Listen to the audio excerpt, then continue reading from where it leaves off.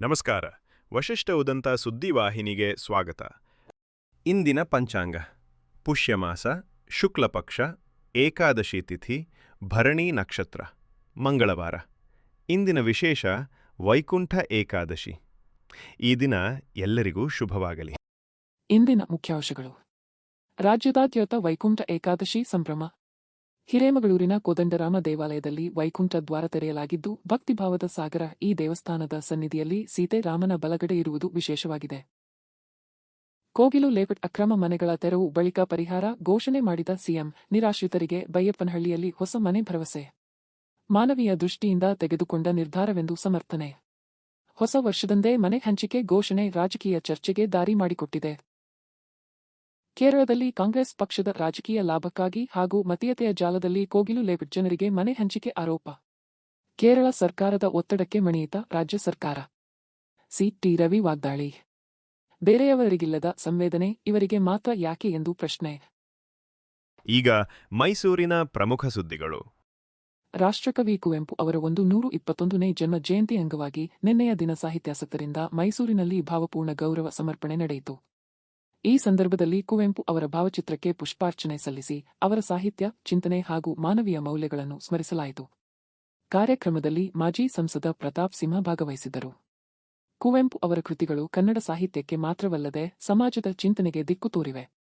ನಾಡು ನುಡಿಯ ಬಗ್ಗೆ ಅವರ ಕೊಡುಗೆ ಅನನ್ಯವಾಗಿದ್ದು, ಯುವ ಪೀಳಿಗೆ ಕುವೆಂಪು ಅವರ ಆದರ್ಶಗಳನ್ನು ಜೀವನದಲ್ಲಿ ಅಳವಡಿಸಿಕೊಳ್ಳಬೇಕು ಎಂದ ಅವರು ರಾಷ್ಟ್ರಕವಿ ಕುವೆಂಪು ಎಂಬ ಪುಸ್ತಕ ಹಂಚಿದರು. ಕಾರ್ಯಕ್ರಮದಲ್ಲಿ ಹಲವು ಸಾಹಿತ್ಯ ಪ್ರೇಮಿಗಳು, ವಿದ್ಯಾರ್ಥಿಗಳು ಮತ್ತು ಸಾರ್ವಜನಿಕರು ಉಪಸ್ಥಿತರಿದ್ದರು.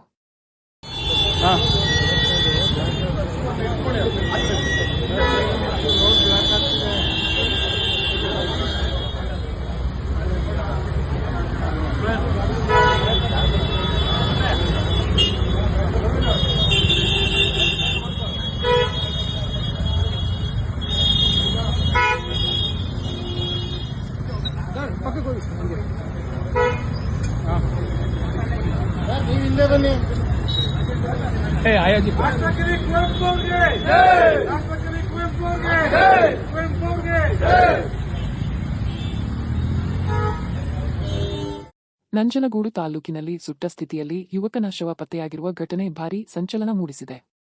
ರಾಂಪುರ ಗ್ರಾಮದ ನಿವಾಸಿ 23 ವರ್ಷದ ಆದಿತ್ಯ ಎಂಬ ಯುವಕನ ಮೃತದೇಹ ಪತ್ತೆಯಾಗಿದ್ದು, ಸಮೀಪದಲ್ಲೇ ಅವನ ಬೈಕ್ ಕೂಡ ಭಾಗಶಃ ಸುಟ್ಟ ಸ್ಥಿತಿಯಲ್ಲಿ ಕಂಡುಬಂದಿದೆ. ಘಟನೆ ಸ್ಥಳದ ಸ್ಥಿತಿಗತಿ ನೋಡಿದರೆ ಆದಿತ್ಯನನ್ನು ಕೊಲೆ ಮಾಡಿ ಸಾಕ್ಷ್ಯ ನಾಶಪಡಿಸುವ ಉದ್ದೇಶದಿಂದ ಬೆಂಕಿ ಹಚ್ಚಿರುವ ಶಂಕೆ ವ್ಯಕ್ತವಾಗಿದೆ. ಮಾಹಿತಿ ಪಡೆದ ನಂಜನಗೂಡು ಗ್ರಾಮಾಂತರ ಪೊಲೀಸರು ಸ್ಥಳಕ್ಕೆ ಭೇಟಿ ನೀಡಿ ಪರಿಶೀಲನೆ ನಡೆಸಿದ್ದಾರೆ. ಈ ಸಂಬಂಧ ನಂಜನಗೂಡು ಗ್ರಾಮಾಂತರ ಪೊಲೀಸ್ ಠಾಣೆಯಲ್ಲಿ ಪ್ರಕರಣ ದಾಖಲಿಸಿಕೊಂಡಿದ್ದು, ಸಾವಿನ ನಿಖರ ಕಾರಣ ಹಾಗೂ ಆರೋಪಿಗಳ ಪತ್ತೆಗೆ ತನಿಖೆ ಮುಂದುವರೆದಿದೆ. ಈಗ ಹಾಸನದ ಪ್ರಮುಖ ಸುದ್ದಿಗಳು. ಹಾಸನ ನಗರದ ಆರ್.ಸಿ. ರಸ್ತೆಯ ಖಾಸಗಿ ಆಸ್ಪತ್ರೆಯ ಮುಂಭಾಗದಲ್ಲಿ ಹೆತ್ತ ತಾಯಿಗೆ ಚಿಕಿತ್ಸೆ ನೀಡುವ ವಿಚಾರವಾಗಿ ಅಕ್ಕ ಹಾಗೂ ತಮ್ಮನ ಕುಟುಂಬಗಳ ನಡುವೆ ಸಾರ್ವಜನಿಕವಾಗಿ ಮಾರಾಮಾರಿ ನಡೆದ ಘಟನೆ ನಡೆದಿದೆ. ಹಾಸನ ತಾಲೂಕಿನ ದುದ್ದ ಸಮೀಪದ ಹಳೆಕೊಪ್ಪಲು ಗ್ರಾಮದ ಕುಟುಂಬಕ್ಕೆ ಸೇರಿದ ಅನಾರೋಗ್ಯ ಪೀಡಿತ ತಾಯಿಯನ್ನು ಮಗಳು ಖಾಸಗಿ ಆಸ್ಪತ್ರೆಗೆ ದಾಖಲಿಸಿದ್ದರು. ಈ ವಿಚಾರ ತಿಳಿದು ಆಸ್ಪತ್ರೆಗೆ ಬಂದ ಸಹೋದರನ ಕುಟುಂಬದೊಂದಿಗೆ ಮಾತಿನ ಚಕಮಕಿ ಆರಂಭವಾಗಿ ಅದು ವಿಕೋಪಕ್ಕೆ ತಿರುಗಿತು. ಆಸ್ಪತ್ರೆಯ ಆವರಣದಲ್ಲೇ ಮಹಿಳೆಯರು ಜಡೆ ಹಿಡಿದು ಎಳೆದಾಡಿಕೊಂಡು ಕೈಗೆ ಸಿಕ್ಕ ವಸ್ತುಗಳಿಂದ ಹೊಡೆದಾಡಿಕೊಂಡರು.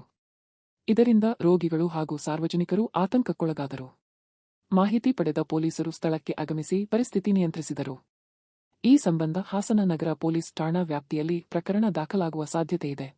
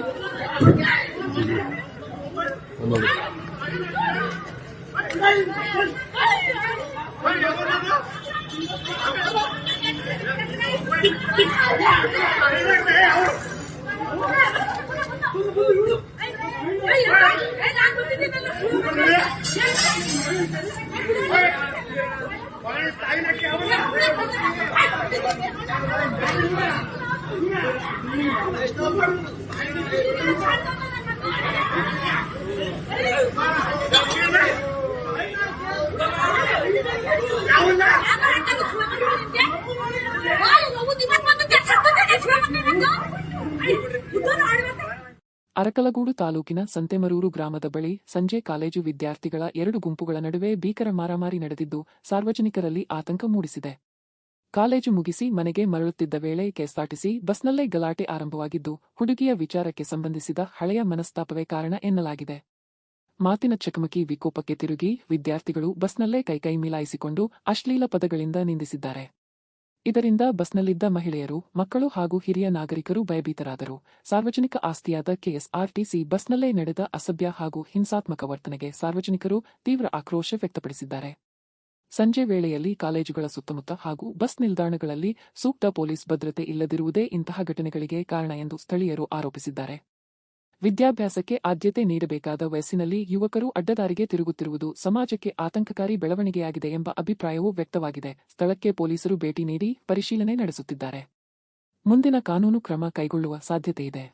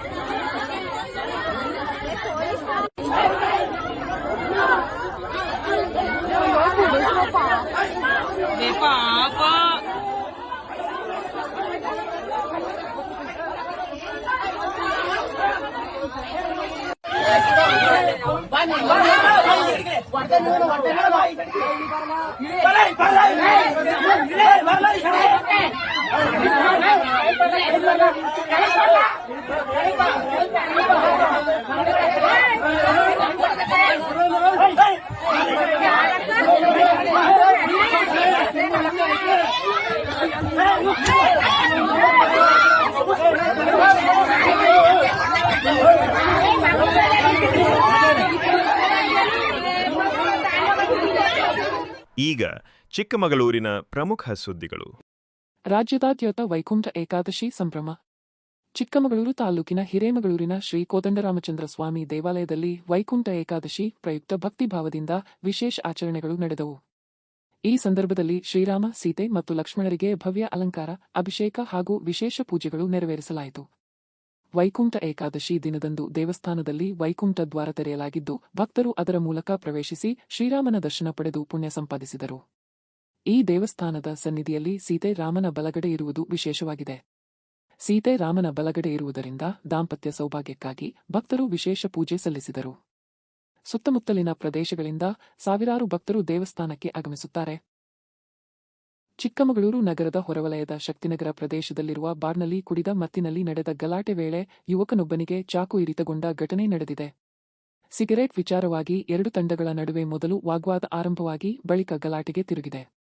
ಈ ವೇಳೆ ಬಾರ್ ಒಳಗಿನಿಂದ ಚಾಕು ತಂದು ಯುವಕನೊಬ್ಬ ಇನ್ನೊಬ್ಬನಿಗೆ ಇರಿದು ಪರಾರಿಯಾಗಿದ್ದಾನೆ.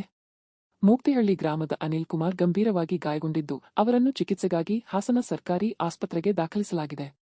ಗಲಾಟೆ ಹಾಗೂ ಚಾಕು ಇರಿತದ ದೃಶ್ಯಗಳು ಸಿಸಿಟಿವಿಯಲ್ಲಿ ದಾಖಲಾಗಿವೆ. ಪ್ರಕರಣಕ್ಕೆ ಸಂಬಂಧಿಸಿದಂತೆ ಆರೋಪಿಯನ್ನು ಪೊಲೀಸರು ವಶಕ್ಕೆ ಪಡೆದು ಚಿಕ್ಕಮಗಳೂರು ನಗರ ಪೊಲೀಸ್ ಠಾಣೆಯಲ್ಲಿ ಪ್ರಕರಣ ದಾಖಲಿಸಿಕೊಂಡಿದ್ದಾರೆ. ತನಿಖೆ ಮುಂದುವರಿದಿದೆ. ಈಗ ರಾಜ್ಯ ಮತ್ತು ರಾಷ್ಟ್ರೀಯ ಸುದ್ದಿಗಳು. ಬೆಂಗಳೂರಿನ ಕೋಗಿಲು ಲೇಔಟ್ನಲ್ಲಿ ಅಕ್ರಮ ಮನೆಗಳ ತೆರವು ಕಾರ್ಯಾಚರಣೆಯಿಂದ ಮನೆ ಕಳೆದುಕೊಂಡ ಅರ್ಹ ನಿವಾಸಿಗಳಿಗೆ ಬೈಯಪ್ಪನಹಳ್ಳಿ ಪ್ರದೇಶದಲ್ಲಿ ಹೊಸ ಮನೆಗಳನ್ನು ಹಂಚಿಕೆ ಮಾಡಲಾಗುವುದು ಎಂದು ಮುಖ್ಯಮಂತ್ರಿ ಸಿದ್ದರಾಮಯ್ಯ ಘೋಷಿಸಿದ್ದಾರೆ. ಕೋಗಿಲು ಲೇಔಟ್ನಿಂದ ಸುಮಾರು 7 ಕಿಲೋಮೀಟರ್ ದೂರದಲ್ಲಿ ತಲಾ 11.2 ಲಕ್ಷ ರೂಪಾಯಿ ವೆಚ್ಚದಲ್ಲಿ ಮನೆಗಳನ್ನು ನಿರ್ಮಿಸಲಾಗಿದೆ. ಹೊಸ ವರ್ಷದಂದೇ ನಿರಾಶ್ರಿತರಿಗೆ ಮನೆ ಹಂಚುವ ಗುರಿಯನ್ನು ಸರ್ಕಾರ ಹೊಂದಿದೆ ಎಂದು ಸಿಎಂ ತಿಳಿಸಿದ್ದಾರೆ. ಈ ಘೋಷಣೆ ನಂತರ ಸಾರ್ವಜನಿಕ ವಲಯದಲ್ಲಿ ಚರ್ಚೆ ಆರಂಭವಾಗಿದ್ದು, ಸರ್ಕಾರದ ನಿರ್ಧಾರಕ್ಕೆ ರಾಜಕೀಯ ಒತ್ತಡ ಕಾರಣವೇ ಎಂಬ ಪ್ರಶ್ನೆಗಳು ಕೇಳಿಬರುತ್ತಿವೆ. ಹೊಸ ವರ್ಷದಂದೇ ಮನೆ ಹಂಚಿಕೆ ಘೋಷಣೆ ಹಿಂದೆ ಹೈಕಮಾಂಡ್ ಹಸ್ತಕ್ಷೇಪವಿದೆ ಎಂಬ ಅನುಮಾನಗಳು ಪ್ರತಿಪಕ್ಷಗಳಿಂದ ವ್ಯಕ್ತವಾಗಿವೆ. ಆದರೆ ಸರ್ಕಾರ ಮಾತ್ರ ಇದನ್ನು ಮಾನವೀಯ ದೃಷ್ಟಿಯಿಂದ ತೆಗೆದುಕೊಂಡ ನಿರ್ಧಾರವೆಂದು ಸಮರ್ಥಿಸಿಕೊಂಡಿದ್ದು, ಅರ್ಹ ನಿರಾಶ್ರಿತರಿಗೆ ನ್ಯಾಯ ಒದಗಿಸುವುದೇ ಉದ್ದೇಶ ಎಂದು ಸ್ಪಷ್ಟಪಡಿಸಿದೆ. ಯಾರು ಅರ್ಹ ವ್ಯಕ್ತಿಗಳಿದ್ದಾರೆ ಅವರಿಗೆ ಈ Baiyappanahalli multi storeyed build housing project ಈ ಬೈಯಪ್ಪನಹಳ್ಳಿ ಎಷ್ಟು ದೂರ ಇದೆ ಅಂತಂದರೆ ಕೋಗಿಲುವಿಂದ 7 ಕಿಲೋಮೀಟರ್ 7 ಕಿಲೋಮೀಟರ್ಸ್ ಅದೇ ಕ್ಷೇತ್ರ ಸರ್. ಹತ್ರ ಇರೋದು. ಹತ್ರ 7 ಕಿಲೋಮೀಟರ್ ಇದೆ. ಒಂದು ಮನೆಗೆ 11.20 ಲಕ್ಷದ ಮನೆಗಳನ್ನು ಅವರಿಗೆ ಅಲಾಟ್ ಮಾಡಬೇಕು ಅಂತ ಹೇಳಿದ್ದೀನಿ. ಅದರಲ್ಲಿ ಜನರಲ್ಲು ಮತ್ತು ಪರಿಶಿಷ್ಟ ಜಾತಿ ಪರಿಶಿಷ್ಟ ವರ್ಗದವರಿಗೆ ಬೇರೆ ಬೇರೆ ಸಬ್ಸಿಡಿಗಳಿದ್ದಾವೆ ಕೇಂದ್ರ ಸರ್ಕಾರ ರಾಜ್ಯ ಸರ್ಕಾರದಿಂದ. 11,20,000 ರೂಪಾಯಿನಲ್ಲಿ ಸುಮಾರು BBMPಯಿಂದ 5 ಲಕ್ಷ ರೂಪಾಯಿ ಕೊಡಬೇಕು ಅಂತ ಹೇಳಿದ್ದೀನಿ. ಒಬ್ಬರಿಗೆ ಒಂದು ಮನೆಗೆ ಒಬ್ಬರಿಗೆ 5 ಲಕ್ಷ ರೂಪಾಯಿಗಳನ್ನು ಕೊಡಬೇಕು ಅಂತ ಹೇಳಿದ್ದೀನಿ. ಜನರಲ್ಗೆ ಎಲ್ಲ ಸಬ್ಸಿಡಿ ಸೇರಿ 8,70,000 ರೂಪಾಯಿ ಬರ್ತದೆ. SC STಗಳಾದರೆ 9.5 ಲಕ್ಷ ಬರ್ತದೆ. ಉಳಿದ ಜನರಲ್ಗೆ 2.5 ಲಕ್ಷ ಇದೆಯಲ್ಲ ಅದನ್ನು ಲೋನ್ ಸಾಲದ ರೂಪದಲ್ಲಿ ಬೆನಿಫಿಷಿಯರಿಗೆ ಕೊಡ್ತಕ್ಕಂಥದ್ದು. ಅದನ್ನು ಜಮೀರ್ ಅಹಮದ್ ಖಾನ್ ಅವರು ಅವರಿಗೆ ಬೆನಿಫಿಷರಿಗೆ ಸಾಲ ಕೊಡಿಸ್ತೀನಿ ಅಂತ ಒಪ್ಕೊಂಡಿದ್ದಾರೆ. ನಾಳಿದ್ದು 2 ದಿನ ವೆರಿಫೈ ಮಾಡ್ತಾರೆ. 1ನೇ ತಾರೀಕು ಜನವರಿ 1ನೇ ತಾರೀಕು ಹೊಸ ವರ್ಷ ಪ್ರಾರಂಭದ ದಿನ ಇವರನ್ನ ವಾಸಕ್ಕೆ ಮನೆಗಳನ್ನು ಒದಗಿಸ್ಕೊಡ್ತಕ್ಕಂಥ ಕೆಲಸವನ್ನು ಜಮೀರ್ ಅಹಮದ್ ಖಾನ್ ಅವರು ವಸತಿ ಸಚಿವರು ಒಪ್ಕೊಂಡಿದ್ದಾರೆ. ಬೆಂಗಳೂರು ಕುಂದಲ್ಹಳ್ಳಿಯ ಪಿಜಿ ಕಟ್ಟಡದಲ್ಲಿ ವಾಣಿಜ್ಯ ಗ್ಯಾಸ್ ಸಿಲಿಂಡರ್ ಸ್ಫೋಟ ಸಂಭವಿಸಿ ಕ್ಯಾಪ್ಜೆಮಿನಿ ಕಂಪನಿಯ ಟೆಕ್ಕಿ ಮೃತಪಟ್ಟ ಘಟನೆ ಸೋಮವಾರ ಸಂಜೆ ಸುಮಾರು 6:15 ವೇಳೆಗೆ ನಡೆದಿದೆ. HAL ಪೊಲೀಸ್ ಠಾಣಾ ವ್ಯಾಪ್ತಿಯ 7 ಹಿಲ್ಸ್ ಸಾಯಿ ಕೋ ಲಿವಿಂಗ್ ಪಿಜಿಯಲ್ಲಿ ಸಂಭವಿಸಿದ ಸ್ಫೋಟದಲ್ಲಿ ಬಳ್ಳಾರಿ ಮೂಲದ 23 ವರ್ಷದ ಅರವಿಂದ್ ಸಾವನ್ನಪ್ಪಿದ್ದಾರೆ. ಗಾಯಗೊಂಡಿರುವ 28 ವರ್ಷದ ವೆಂಕಟೇಶ್, 23 ವರ್ಷದ ವಿಶಾಲ್ ವರ್ಮಾ ಹಾಗೂ 25 ವರ್ಷದ CB ಗೋಯಲ್ ಅವರನ್ನು ಬ್ರೂಕ್ಫೀಲ್ಡ್ ಆಸ್ಪತ್ರೆಗೆ ದಾಖಲಿಸಲಾಗಿದೆ. 7 ಮಹಡಿ ಕಟ್ಟಡದ ಕೆಲಭಾಗಗಳು ಬೆಂಕಿ ಹಾಗೂ ಹೊಗೆಯಿಂದ ಆವರಿಸಲ್ಪಟ್ಟಿದ್ದು ನಿವಾಸಿಗಳಲ್ಲಿ ಭೀತಿ ಉಂಟಾಯಿತು. ಅಗ್ನಿಶಾಮಕ ದಳ ಮತ್ತು ಪೊಲೀಸರು ತಕ್ಷಣ ಸ್ಥಳಕ್ಕೆ ಧಾವಿಸಿದರು. ಪಿಜಿ ನಿರ್ವಹಣೆಯ ವಿರುದ್ಧ HAL ಪೊಲೀಸರು ಪ್ರಕರಣ ದಾಖಲಿಸಿಕೊಂಡು ತನಿಖೆ ನಡೆಸುತ್ತಿದ್ದಾರೆ.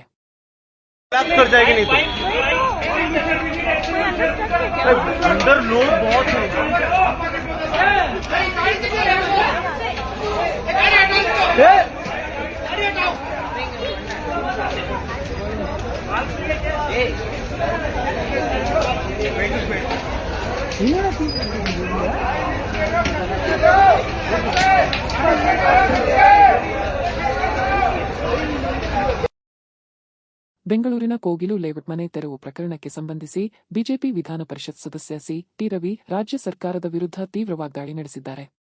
ಮುಸ್ಲಿಮರು ಎಂಬ ಕಾರಣಕ್ಕೆ ಹಾಗೂ ಕೇರಳದಲ್ಲಿ ಕಾಂಗ್ರೆಸ್ ಪಕ್ಷದ ರಾಜಕೀಯ ಲಾಭಕ್ಕಾಗಿ ಕೇರಳ ಸರ್ಕಾರದ ಒತ್ತಡಕ್ಕೆ ಮಣಿದು ಮನೆ ಕಟ್ಟಿಸಿಕೊಡಲಾಗುತ್ತಿದೆ ಎಂದು ಆರೋಪಿಸಿದರು. ಬೆಂಗಳೂರಿನ ಇತರ ಭಾಗಗಳಲ್ಲಿ ಅನಧಿಕೃತವಾಗಿ ಸರ್ಕಾರಿ ಜಾಗದಲ್ಲಿ ಮನೆ ಕಟ್ಟಿಕೊಂಡವರನ್ನು ಜೆಸಿಬಿ ಮೂಲಕ ತೆರವುಗೊಳಿಸಿದ ಸರ್ಕಾರ ಇವರಿಗೆ ಮಾತ್ರ ಸಂವೇದನೆ ತೋರಿಸುತ್ತಿರುವುದೇಕೆ ಎಂದು ಪ್ರಶ್ನಿಸಿದರು.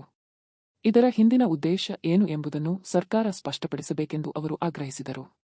ರಾಜಕೀಯ ಲಾಭ ಹಾಗೂ ಮತೀಯತೆಯ ಜಾಲಕ್ಕೆ ಸಿಲುಕಿ ಮನೆ ಕಟ್ಟಿಸಿಕೊಡುತ್ತಿದ್ದಾರೆ ಎಂದು ಆರೋಪಿಸಿದರು.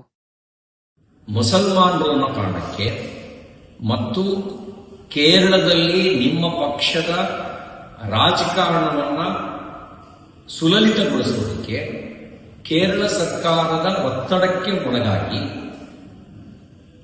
ಮತೀಯತೆಯ ಜಾಲಕ್ಕೆ ಸಿಲುಕಿ ನೀವು ಅವರಿಗೆ ಮಾತ್ರ ಮನೆ ಕಟ್ಕೊಡ್ತೀವಿ ಅಂತ ಹೇಳ್ತಾ ಇದ್ದೀರಿ. ಬೆಂಗಳೂರಿನ ಬೇರೆ ಬೇರೆ ಕಡೆಗಳಲ್ಲಿ ಕೂಡ ಈ ರೀತಿ ಅನಧಿಕೃತವಾಗಿ ಸರ್ಕಾರಿ ಜಾಗದಲ್ಲಿ ಮನೆ ಕಟ್ಟಿಕೊಂಡವರಿಗೆ ನೀವು ಬುಲ್ಡೋಜರ್ನಲ್ಲೇ ಖಾಲಿ ಮಾಡಿಸಿದ್ದೀರಿ. ಅವರುಗಳಿಗೆ ಇಲ್ಲದ ಸಂವೇದನೆ, ಅವರುಗಳಿಗೆ ಪರ್ಯಾಯ ವ್ಯವಸ್ಥೆ ಮಾಡದೇ ಇರೋದು, ಕೇವಲ ಇವರಿಗೆ ಮಾತ್ರ ವ್ಯವಸ್ಥೆ ಮಾಡ್ತೀವಿ ಅನ್ನೋದರ ಹುನ್ನಾರ ಏನು? ಇದರ ಹಿಂದ್ಗಡೆ ನನಗನ್ಸುತ್ತೆ ರಾಜಕೀಯ ವಾಸನೆ ಇದೆ. ಇದರ ಹಿಂದ್ಗಡೆ ಮತೀಯ ವಾಸನೆ ಇದೆ. ಮತೀಯ ಮತ್ತು ರಾಜಕೀಯ ವಾಸನೆಯಿಂದ ಹೊರಗೆ ಬನ್ನಿ. ಕೊಳ್ಳೇಗಾಲ ತಾಲೂಕಿನ ಚಿನ್ನಿಪುರ ದೊಡ್ಡಿ ಗ್ರಾಮದಲ್ಲಿ ಕ್ಷುಲ್ಲಕ ಕಾರಣಕ್ಕೆ ವ್ಯಕ್ತಿಯೊಬ್ಬನನ್ನು ಬರ್ಬರವಾಗಿ ಹತ್ಯೆ ಮಾಡಿದ ಘಟನೆ ನಡೆದಿದೆ. ಅವಾಚ್ಯ ಪದ ಬಳಸಿ ನಿಂದಿಸಿದ್ದ ವಿಚಾರದಿಂದ ಆರಂಭವಾದ ಗಲಾಟೆ ಕೊನೆಗೆ ಭೀಕರ ಕೊಲೆಯಲ್ಲಿ ಅಂತ್ಯಗೊಂಡಿದೆ. ಗ್ರಾಮದ ನಿವಾಸಿ 50 ವರ್ಷದ ಉಮೇಶ್ ಮೇಲೆ ಮಚ್ಚಿನಿಂದ ಕುತ್ತಿಗೆ ಹಾಗೂ ತಲೆ ಭಾಗಕ್ಕೆ ಬಲವಾದ ಹೊಡೆತ ನೀಡಲಾಗಿದೆ. ಗಂಭೀರ ಗಾಯಗಳಿಂದ ಉಮೇಶ್ ಸ್ಥಳದಲ್ಲೇ ಸಾವನ್ನಪ್ಪಿದ್ದಾರೆ. ಈ ಹತ್ಯೆ ಪ್ರಕರಣದಲ್ಲಿ ಸ್ವಾಮಿ ಮತ್ತು ನಾಗಮ್ಮ ದಂಪತಿಗಳು ಭಾಗಿಯಾಗಿರುವ ಶಂಕೆ ವ್ಯಕ್ತವಾಗಿದೆ. ಮಾಹಿತಿ ಪಡೆದ ಪೊಲೀಸರು ಸ್ಥಳಕ್ಕೆ ಭೇಟಿ ನೀಡಿ ಪರಿಶೀಲನೆ ನಡೆಸಿದ್ದು, ಪ್ರಕರಣ ದಾಖಲಿಸಿಕೊಂಡು ಆರೋಪಿಗಳ ಪತ್ತೆ ಹಾಗೂ ಮುಂದಿನ ತನಿಖೆಯನ್ನು ಕೈಗೊಂಡಿದ್ದಾರೆ. ಅಯ್ಯೋ ಅಪ್ಪ ಹೊಟ್ಟೆ ಉರಿಯೋದು, ಅಯ್ಯೋ ಮಕ್ಕಳು ಎಷ್ಟು ಇಕ್ಕಿದಾರ ಅವನ ಹಾಕಿದ್ದೆ ತಿನ್ನೋದು, ಇಕ್ಕದೆ ಬೇಡ ನನ್ನ ಅಕ್ಕ ಚೆನ್ನಾಗಿದೆ ಅನ್ನೋದು. ಇವತ್ತು ಹೊಟ್ಟು ಅಯ್ಯೋ ಅಯ್ಯೋ ಐದರಿ ಯಾರು ನೋಡೋರು ಅಂದಲ್ಲ, ಇವತ್ತು ಯಾರಪ್ಪ ನಾನು ನೋಡೋರು. ಹೆಸರು ಆರ್ ಮಹಾದೇವ್ ಅಂತ, ಪಕ್ಕದ ಜಮೀನು ಗಲಾಟೆ ಹೋದಾಗ ಅಷ್ಟೊತ್ತು ಹೊಡೆದ್ಬಿಟ್ಟಿದ್ದಾರೆ, ಕೊಲೆ ಮಾಡಿದ್ರು ಸ್ವಾಮಿ ಮತ್ತು ನಾಗಮ್ಮನವರು. ಇವ್ರು ಏನ್ ಮಾಡ್ಕೊಂಡಿದ್ರು? ಇವ್ರ ಹೆಸರು ಇವರು ಆಲ್ ಇಂಡಿಯಾ ಡೈರಿಲಿ ಸೆಕ್ರೆಟರಿ. ನಾಂಗು ಮಚ್ಚುಲ್ ನಾಂಗು ಒಬ್ಬನ ಗಂಡ ಹಿಡ್ತೀರಿ ಅವ್ರ ಹೆಸರು ನಾಗಮ್ಮನ ಸ್ವಾಮಿ. ಮತ್ತೊಮ್ಮೆ ಮುಖ್ಯಾಂಶಗಳು. ರಾಜ್ಯದಾದ್ಯಂತ ವೈಕುಂಠ ಏಕಾದಶಿ ಸಂಭ್ರಮ. ಹಿರೇಮಗಳೂರಿನ ಕೋದಂಡರಾಮ ದೇವಾಲಯದಲ್ಲಿ ವೈಕುಂಠ ದ್ವಾರ ತೆರೆಯಲಾಗಿದ್ದು, ಭಕ್ತಿಭಾವದ ಸಾಗರ ಈ ದೇವಸ್ಥಾನದ ಸನ್ನಿಧಿಯಲ್ಲಿ ಸೀತೆ ರಾಮನ ಬಲಗಡೆ ಇರುವುದು ವಿಶೇಷವಾಗಿದೆ. ಕೋಗಿಲು ಲೇಔಟ್ ಅಕ್ರಮ ಮನೆಗಳ ತೆರವು ಬಳಿಕ ಪರಿಹಾರ ಘೋಷಣೆ ಮಾಡಿದ ಸಿಎಂ, ನಿರಾಶ್ರಿತರಿಗೆ ಬೈಯಪ್ಪನಹಳ್ಳಿಯಲ್ಲಿ ಹೊಸ ಮನೆ ಭರವಸೆ. ಮಾನವೀಯ ದೃಷ್ಟಿಯಿಂದ ತೆಗೆದುಕೊಂಡ ನಿರ್ಧಾರವೆಂದು ಸಮರ್ಥನೆ. ಹೊಸ ವರ್ಷದಂದೇ ಮನೆ ಹಂಚಿಕೆ ಘೋಷಣೆ ರಾಜಕೀಯ ಚರ್ಚೆಗೆ ದಾರಿ ಮಾಡಿಕೊಟ್ಟಿದೆ. ಕೇರಳದಲ್ಲಿ ಕಾಂಗ್ರೆಸ್ ಪಕ್ಷದ ರಾಜಕೀಯ ಲಾಭಕ್ಕಾಗಿ ಹಾಗೂ ಮತೀಯತೆಯ ಜಾಲದಲ್ಲಿ ಕೋಗಿಲು ಲೇಔಟ್ ಜನರಿಗೆ ಮನೆ ಹಂಚಿಕೆ ಆರೋಪ. ಕೇರಳ ಸರ್ಕಾರದ ಒತ್ತಡಕ್ಕೆ ಮಣಿಯಿತ ರಾಜ್ಯ ಸರ್ಕಾರ. ಸಿ.ಟಿ. ರವಿ ವಾಗ್ದಾಳಿ. ಬೇರೆಯವರಿಗಿಲ್ಲದ ಸಂವೇದನೆ ಇವರಿಗೆ ಮಾತ್ರ ಯಾಕೆ ಎಂದು ಪ್ರಶ್ನೆ. ಇಲ್ಲಿಗೆ ಇಂದಿನ ವಾರ್ತಾ ಪ್ರಸಾರ ಮುಕ್ತಾಯವಾಯಿತು. ಧನ್ಯವಾದಗಳು. ಈ ದಿನ ಎಲ್ಲರಿಗೂ ಶುಭವಾಗಲಿ.